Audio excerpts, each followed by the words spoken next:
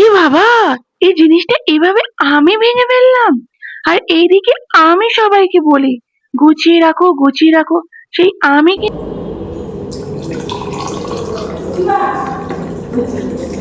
Hello friends, welcome back to my channel. তো আমার উলটপালট জীবনটাকে সোজা করার আরো একটা দিন তোমাদের সাথে আমি শেয়ার করব।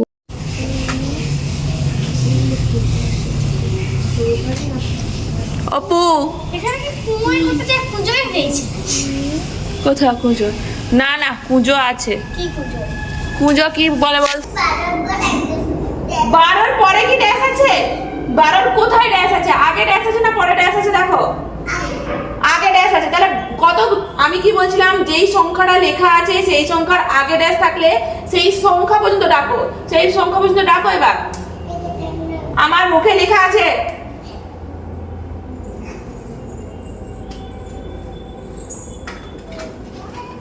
হ্যাঁ বলো। আসবে তো, আসবে 4টার সময়।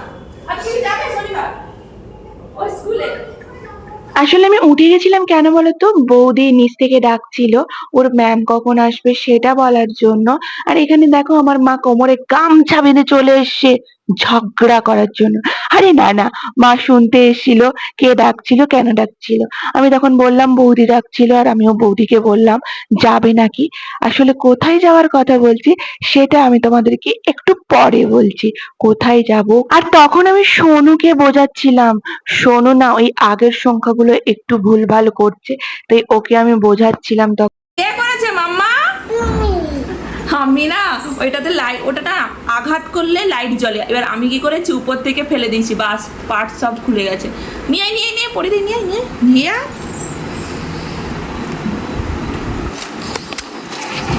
তো আজকে তো শোনো পড়তে বসার সময় অনেকটা বকা খেয়েছে, ভীষণ অন্যমনস্ক।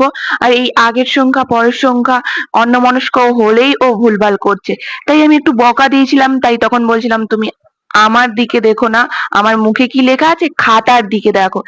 অনেকটাই বকা দিয়েছি, আর এইদিকে দেখো আমারই হাত থেকে পড়ে আজকে ওর গাড়িটা গেল পুরো ভেঙে।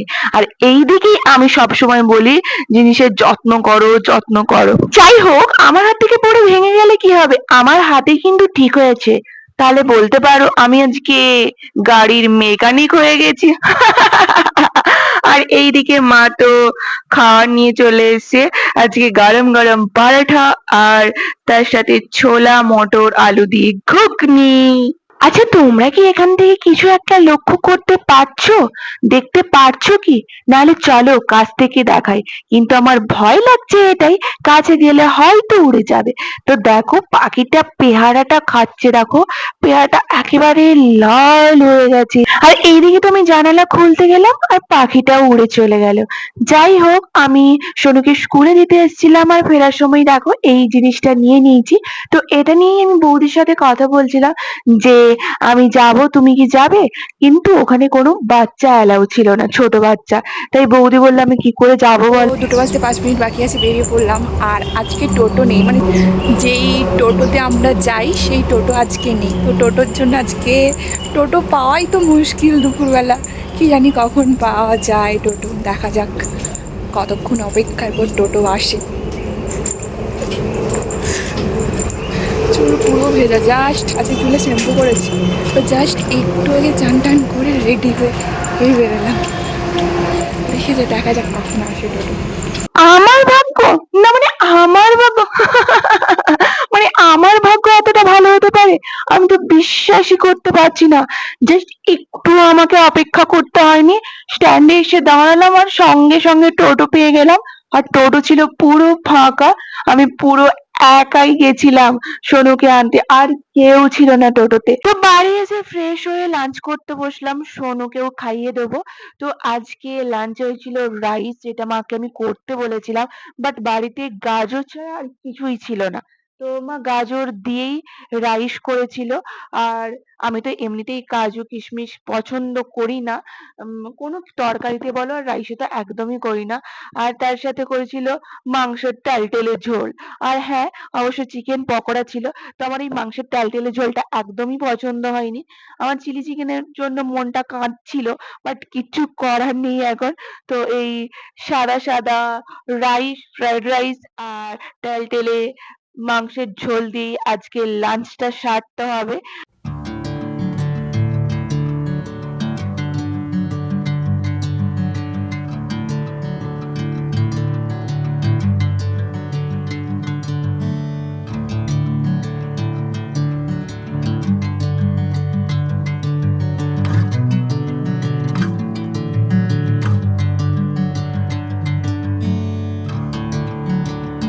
বিল্লুর অবস্থা দেখো, খাবারের থালা নিয়ে পুরো বসে গেছে ছাদে।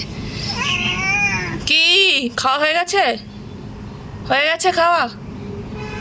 কি সুন্দর আরাম করে ঘুমাচ্ছে। খাবারের তালা বলছে, খাবারের থালা পাশে আছে, ঘুম থেকে উঠেই খাবে, আবার ঘুমিয়ে যাবে। কি আরাম, আরামই আরাম।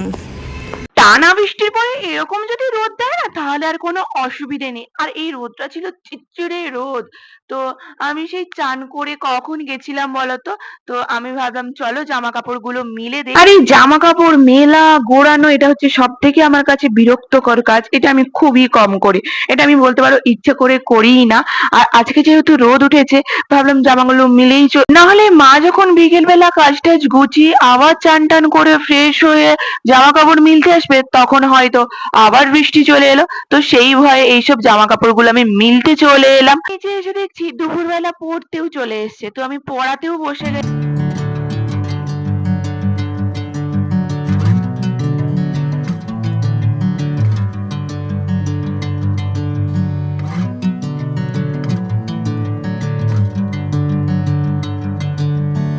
Bring me into golden sunlight. If I'm going with you, I know we'll get to the other side. Sinking in, I know this feels right. Catching a craze love. এই হচ্ছে সেই আইসক্রিম, সেই যে আমরা গেছিলাম মেছেদা হ্রদ দেখতে, সেই দিন থেকে আইসক্রিমটা পড়ে আছে, খাওয়ার হচ্ছে না। তো দেখো, আমার আইসক্রিম খেতে অতটাও ভালো লাগে না যতটা আমার কোল্ড ড্রিঙ্কস খেতে ভালো লাগে। তাই আইসক্রিমটা ফ্রিজে আছে, সেটা আমি ভুলেই গেছিলাম। এটা যদি কোনো কোল্ড ড্রিঙ্কস থাকতো, মানে স্প্রাইট, থামস আপ, আরো যাই হোক যে কোনো কিছু থাকতো, তখনই কিন্তু শেষ হয়ে যেত, কোন দিন শেষ হয়ে যেত। আর এইদিকে আইসক্রিম আছে, সেটা আমি বেমালুম ভুলেই গেছিলাম। আইসক্রিম খেতে একদমই যে ভালোবাসি না তা নয়, বাট আইসক্রিমের থেকে কোল্ড ড্রিঙ্কস আমার বেশিই পছন্দের। কোল্ড ড্রিঙ্কস এর প্রতি একটা আলাদাই নেশা আছে, যেটা আইসক্রিমের প্রতি আমার কিন্তু অতটা নাই। এরপরে ওদের কতগুলো আইসক্রিম খাওয়া হয়ে গেছে, মানে মামু ভাগ্নির কথা বলছি, বাট সেই আমার ওই একটা আইসক্রিম এখনো খাওয়া হয়নি।